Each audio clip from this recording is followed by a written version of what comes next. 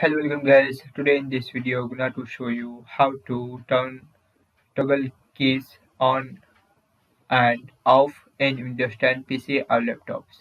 So guys, if you want to turn toggle keys on and off in Windows 10 PC or laptops, so very easy. Firstly, click on Start. After click on Settings. Firstly, click on Start. After click on Settings. Now click on Ease of Access. Now left panel, click on Keyboard and here option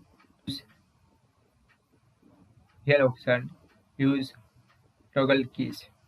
So if you want to on, so select toggle on position, that is, and if you want to off toggle keys, so select toggle off position, that is. So guys, this is very simple and easy method if you want to turn toggle keys on and off in Windows 10 PC or laptop. Thank you for watching this video. Please subscribe to my channel for latest update.